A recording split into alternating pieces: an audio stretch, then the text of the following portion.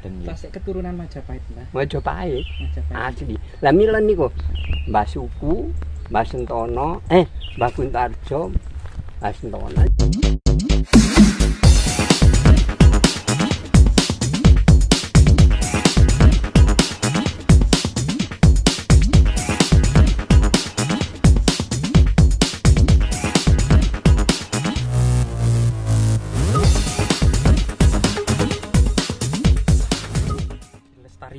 Dan diuri-uri oleh warga sebuah punden yang kemudian berbentuk seperti struktur batu alam yang berbentuk kotak sekitar lebar sekitar 10 kali 10 meter sekitar ya 10 kali 10 meter. Di sini banyak sekali artefak-artefak penting diduga masa Majapahit, bahkan diduga lebih kuno daripada Majapahit. Nah, di sini ada beberapa artefak penting ya. Nah, di sini memang namanya ini jejak pipisan, fragmen pipisan. Jadi ini fragmen pipisan lah ini cekungan, ini sudah putus dari dua. Ini merupakan pipisan. Fungsinya biasa menghaluskan biji-bijian, rempah-rempah, dedaunan gitu ya untuk bumbu-bumbu masak. Termasuk kemudian merias wajah bagi para perempuan ya. Di sini ada beberapa lumpang kecil yang ini bukan fungsinya untuk menumbuk biji-bijian, melainkan fungsi magis sakral yaitu perdupaan.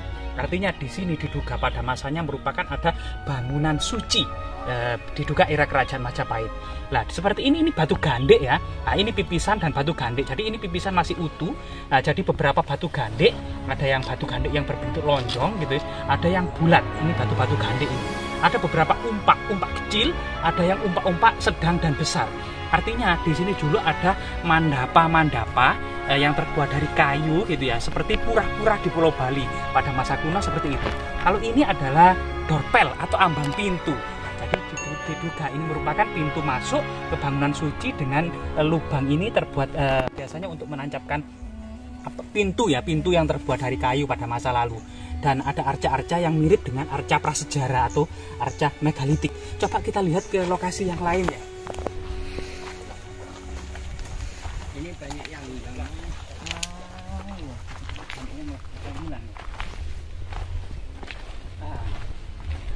Nah, ini kita bersama Pak Suwandi ya. Iya. Nah, ini ada beberapa makam kuno yang terbuat dari balok-balok batu candi yang arkais ya. Diduga ini lebih kuno pula, lebih kuno dari era Majapahit sebenarnya.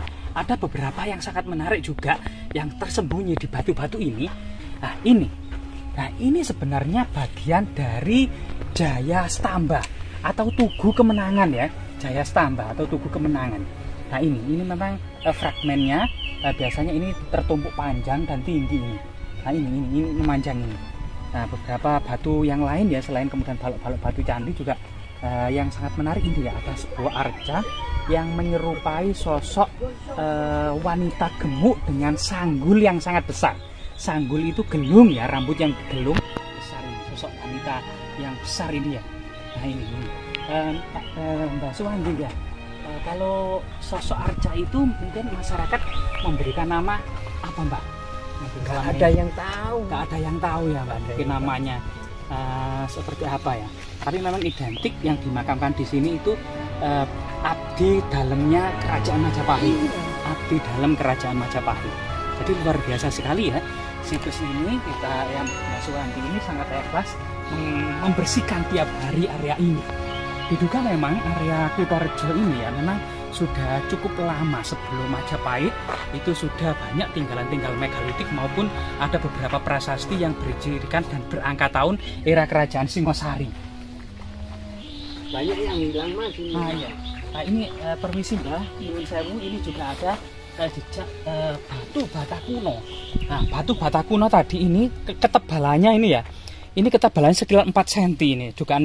Dugaan sementara ini memang prah Majapahit atau ini yang terlihat ini besar ini. Nah, ini batu bata kunonya. Lah, ketebalannya ini cukup lebar. Bisa jadi ini ketebalan batu bata seperti ini itu biasanya masa Empu Sendok ya abad ke-10 ya ketebalan batu ini.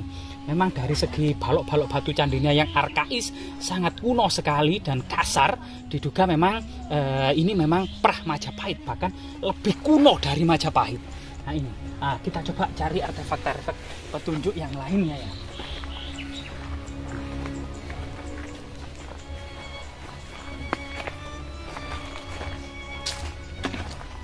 Pohon yang di tengah ini namanya pohon apa? Deluak. Nah, kita hampir tidak pernah mendengar kata pohon deluak ya.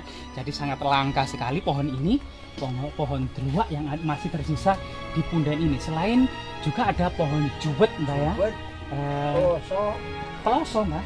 Oh, pohon peloso itu, Mbak. Iya. Oh, ada pohon peloso. Ternyata peloso Jombang itu berasal dari pohon ini loh. Nah, ini. Selain itu juga kalau ini, Mbak, yang sangat besar-besar ini. Ini wali kukun. Nah, ini namanya wali kukun. Nah, pohon yang diwalikan ya, tapi ini namanya memang pohon wali kukun. Mulai saya kecil sampai sekarang ya sak ini. Mulai Mbah Suwandi ini kecil, pohonnya itu sangat besar sekali loh, bro. Kita bisa lebih dari rangkaian manusia ya. Bahkan ini sangat besar sekali. Ini namanya wali kukun. Ada beberapa di literatur, di buku History of Java karya Thomas Stamford Raffles gitu ya, banyak mendata tentang kayu-kayu dan pohon-pohon di Jawa ini. Salah satunya itu wali kukun. Nah, wali kukun sampai saat ini itu saya belum pernah mengetahui seperti apakah wali kukun itu ternyata. Nah, seperti inilah pohonnya itu wali kukun. Daunnya itu coklat gitu ya, coklat di mana gitu ya, dan atasnya hijau. Nah, ini atasnya hijau. Jadi kemudian diduga pada bangunan ini kita memang tidak mendapati arca-arca panteon agama Buddha gitu ya, seperti Avalokitesvara gitu ya, atau Buddha misalnya Amitabha, Vairocana, Aksobhya. Kita tidak mengetahui, kita tidak menemukan di sini. Termasuk arca-arca dengan panteon Hindu, misalnya ada Linggayoni atau arca Parwati, arca Ganesha gitu ya, dan Maharsi Agyasta kita tidak mendapati. Yang kita dapati adalah arca prasejarah.